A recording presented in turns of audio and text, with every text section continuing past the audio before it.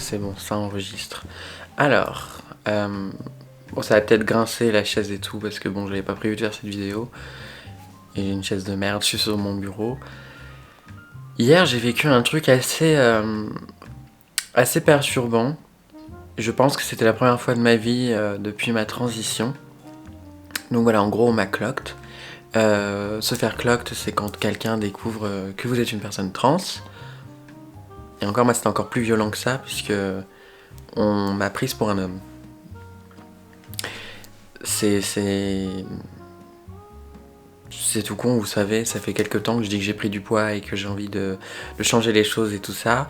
Bon, j'ai rien fait pendant quelques temps, mais là je vois une diététicienne et tout, j'étais à mon rendez-vous, j'en ressors, et c'est Maxime qui m'y a emmené, donc j'ai dû l'attendre un petit peu. Il me dit « Oh, j'en ai pour 30 minutes », donc je lui dis « Ok, il n'y a pas de souci, je vais aller au centre commercial à côté, j'ai 2-3 bricoles à m'acheter ». Donc je vais au centre commercial. C'était une vendeuse de make-up, hein. C'était dans un corner MAC d'ailleurs, dans une boutique MAC. Donc je rentre dans la boutique, je demande la poudre que je prends tout le temps habituellement. Et puis je passe à la caisse et puis elle me dit vous voulez pas le studio machin là, vous savez le pchit là pour faire tenir le make-up mais sans servir aussi de primer. Donc je dis non, et puis je repars, je dis au revoir. Puis je me dis, oh, quand même, je pourrais aller me le prendre.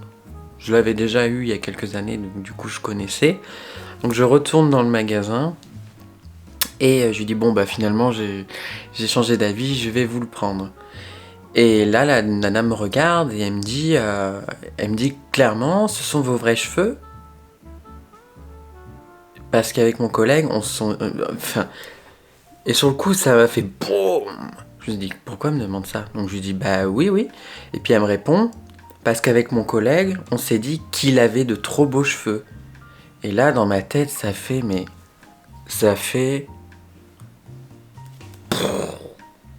en même temps, je suis sidéré, donc je réalise pas et je réagis pas. Ça, je m'en veux un peu aussi. Et je parle plus parce que je suis tellement gêné de ce que je viens de vivre, je suis tellement sidéré. Ça fait presque 7 ans que je suis hormonée. Quelques mois auparavant, j'ai un peu souffert parce que je me suis fait faire le visage et tout. D'ailleurs, je suis encore un peu gonflé. Et là, d'un coup, tu te dis tous ces efforts, toute cette hormonothérapie depuis 7 ans, toutes les opérations, tout le travail, tout ce que j'ai fait, elle vient de tout faire tomber. Elle vient de tout écraser. Donc là, j'étais tellement sidéré que j'ai rien dit. Je suis reparti, je commence à marcher dans la galerie marchande, et là je me dis, marchand de la galerie, et je me dis, mais attends, c'est pas possible, je me respecte trop, j'ai trop d'amour propre, je ne peux pas laisser ça comme ça, je peux pas rien faire. Je me dis, c'est pas possible, j'ai trop d'amour propre, je me respecte trop, c'est pas possible. Donc je reviens en arrière, et je lui dis par contre, parce que je reviens, j'ai retraversé tout le magasin, enfin tout le centre commercial, et je suis revenu parce que voilà, je ressentais le besoin de le faire. Parce que je pense que si j'étais rentré, si j'en avais parlé à Maxime ou des trucs comme ça n'aurait pas suffi. Je m'en serais trop voulu concrètement de ne rien avoir fait. Donc je suis revenu dans le magasin, je lui dis par contre, excusez-moi, je pense que vous venez de me mégenrer, enfin vous m'avez mégenré, c'est pas il, c'est elle, je suis une femme. Et là, j'ai senti que mon audace, le fait de revenir à elle, l'a complètement... ça l'a fait chier. Elle était complètement gênée aussi parce qu'elle s'est rendue compte de la bourde qu'elle a faite. Et j'étais là, mais... Vous savez, mes cheveux, c'est mes vrais cheveux. Et puis quand bien même, vous n'êtes pas obligé de genrer vos clients. Mais voilà, j'avais besoin de retourner la voir et lui dire que j'étais une femme et qu'elle s'est trompée. Et elle me fait « Ah bah oui, je m'en étais douté ».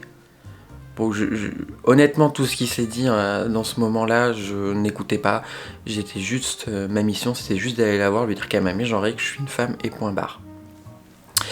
Je suis reparti, Maxime est venu me chercher, et je lui explique dans la voiture, je monte dans la voiture, et je lui explique. Et là, bah, je m'effondre. Je m'effondre dans la bagnole, et je lui dis concrètement ce qui vient de se passer. que on m'a prise pour un mec, que j'ai été mégenrée. Mais vous vous rendez pas compte, en fait, c'est que sur le moment, même là, le fait de faire la vidéo, je sais même pas si je vais la poster parce que j'ai l'impression qu'on m'a violée, qu'on a brisé mon intimité, qu'on m'a mise à nu et j'ai honte. C'est le sentiment que je ressens. Alors que je devrais pas avoir honte de ça, le problème c'est elle, c'est la première fois que ça m'arrive, mais j'étais tellement persuadée, vous savez, d'être arrivé à un stade de ma transition où jamais... Genre pour moi, là, c'était pas possible qu'on me cloque, c'était pas possible de vivre ce genre de situation. Pour moi, là, c'était pas possible. Même mes amis, quand je leur ai raconté, ils m'ont dit, mais c'est pas possible.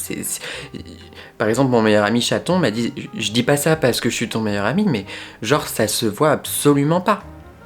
Donc moi, j'en suis venu à la réflexion. J'espère vraiment que c'est à cause de ma voix et pas mon apparence physique. Donc voilà, donc j'ai tout raconté ça à Maxime dans la bagnole et je me suis effondré, je me suis mise à pleurer et tout parce que là d'un coup tu te dis putain ça fait 7 ans, je lui dis qu'est-ce que je dois faire de plus en fait, je viens juste de me faire opérer, qu'est-ce que je dois faire de plus, je ne comprends pas et je me suis mise, je me suis effondré, j'étais en larmes et il m'a rassuré comme il pouvait et pour Maxime ce serait ma voix. Même si pour mes amis et justement pour Maxime, ma voix, elle est tellement... c'est tellement ma voix à moi que c'est dur en fait de s'imaginer qu'on puisse me cloque parce que j'ai cette voix-là. Cette voix qui est peut-être plus masculine que d'autres femmes parce que j'ai pas envie de faire d'efforts. Ma voix, c'est mon identité. Je vais vieillir avec, elle fait partie de moi. C'est la voix que j'avais quand j'étais petite et... Vous savez, une voix, c'est comme une peau, ça vieillit, ça change un peu et... Je sais pas, ça, j'avais pas envie de le perdre, j'ai pas envie de modifier ma voix, j'ai pas envie de faire des efforts comme ça. Donc, je suis désolé si je pars un peu dans tous les sens. Donc, je me suis vraiment effondré et après, on a soufflé et tout, on a été faire les courses par rapport à la diététicienne parce qu'elle me donne des régimes alimentaires bien spéciaux et j'ai fait que de penser à ça toute la soirée. J'en ai pas parlé à tous mes amis, j'en ai juste parlé à 2 personnes. Parce qu'en fait, c'est con, mais je ressentais de la honte. Comme une honte. D'avoir été cloque, d'avoir été mise à nu, d'avoir été... Je me suis sentie souillée, en fait, sur le moment. Je sais pas si vous pouvez comprendre ça. En tout cas, les personnes qui sont cisgenres, qui ne sont pas trans, je vous promets que c'est d'une violence. Mais c'est d'une violence. Et sur le coup, sur le coup, t'es tellement sidéré que tu calcules pas que c'est aussi violent que ça. Et c'est après une fois à la maison et tout. Et cette nuit, j'ai pas dormi la nuit. J'ai fait que de me ressasser la scène. Je me suis dit, mais c'est pas possible quand même. Je me regardais dans le miroir et je me dis, on ne peut pas me prendre pour un mec. C'est pas possible. Elle a été complètement stupide. Et j'espère sincèrement que c'est pour ma voix. Ça me rassurerait direct, ça me rassurerait vraiment de savoir que c'est à cause de ma voix, puisque je m'en fous, ma voix je l'aime et je l'assume. Mais alors, si c'est par rapport à mon physique, c'est ce qui m'a vraiment, vraiment fait du mal, et ça m'a complètement... destroy. Bon, demain j'ai un rendez-vous pro sur Paris, du coup ce soir j'y vais, je vais voir Chaton du coup, et ça va vraiment me faire du bien, parce que là, cette nuit, j'ai pas dormi de la nuit, j'ai pensé qu'à ça. Tous les efforts que j'ai fait, tout le travail, toute ma transition, elle me l'a décrédibilisé en même pas 10 secondes, quoi. Elle a tout foutu en l'air, c'est ça qui était tellement violent. C'était... Franchement... Me outer en plus, parce que j'ai dû me outer du coup. C'est ça le pire, j'ai dû expliquer que j'étais une femme trans. À quel moment j'avais besoin de...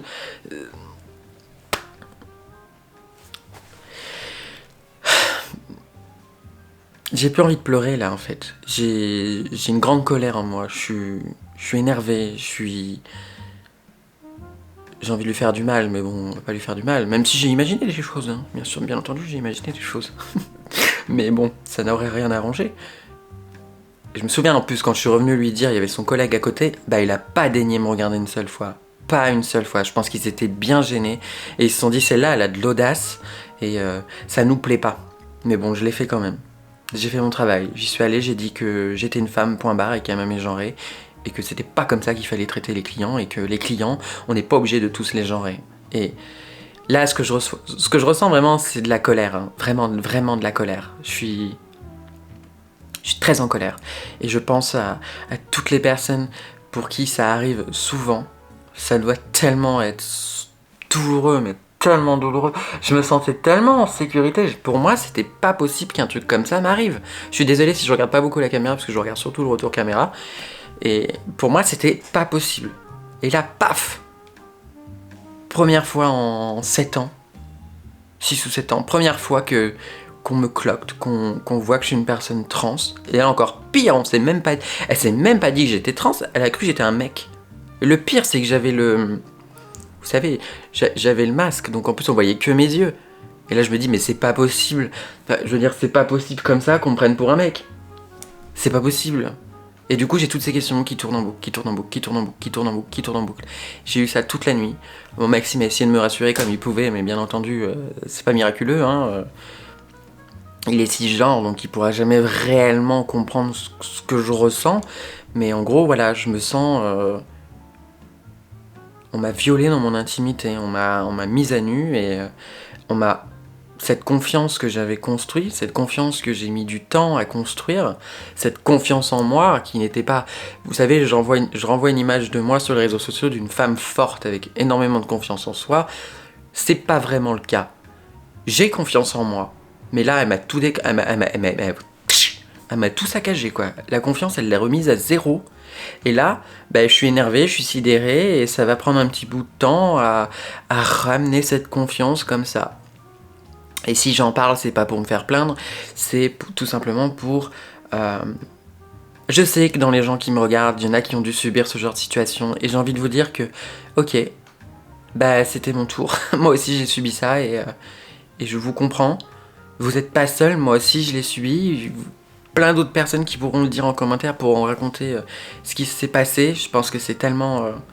c'est important de partager ce genre d'expérience et de se dire qu'on n'est pas seul. Et ce sentiment de honte que j'ai, je devrais pas l'avoir en fait. C'est ça qui est... Je me sens honteuse. Je vais la mettre en ligne la vidéo, je vais la mettre en ligne, je vais me faire violence. Parce qu'il y a honte de rien en fait, c'est juste elle qui a manqué de tact et qui a été complètement conne en fait. Et j'espère que c'est à cause de ma voix et pas mon apparence. C'est vraiment le truc qui me travaille le plus. Voilà. J'ai quelques projets en ce moment, donc je suis pas trop sur YouTube à cause de ça, mais je vous en parlerai. Donc voilà, je peux pas trop en parler pour l'instant, mais bref, c'est pas le sujet. Vous pouvez me suivre sur Instagram, sur les réseaux sociaux, j'ai ouvert une chaîne TikTok. Bon, j'essaie de m'y faire, mais je suis pas trop tiktokeuse dans l'âme. Mais voilà, vous pouvez me suivre sur Insta et j'avais vraiment besoin de partager ça avec vous. Et je pense que dans ma transition, dans mon parcours, j'ai créé ma chaîne pour vous aider, pour vous montrer mon histoire, mon cheminement. Et malheureusement, ça en fait partie. Ce qui s'est passé hier fait partie du cheminement. Donc voilà, j'avais besoin de vous le partager. Première fois que ça m'arrive. Première fois. Je suis... J'ai pas les mots, je suis sidéré. Bon, je vais vous laisser tranquille. Je vous fais de gros bisous. Je vous dis à la prochaine. D'ailleurs, j'ai fini de dégonfler. Juste le nez qui va dégonfler, donc là, c'est plus ou moins le résultat final. Pour mon visage, voilà. Bon, je vous fais de gros bisous et je vous dis à la prochaine. Et merci d'être là. Vraiment. Merci d'être là. Vous êtes toujours là depuis le début pour certains et ça me touche beaucoup.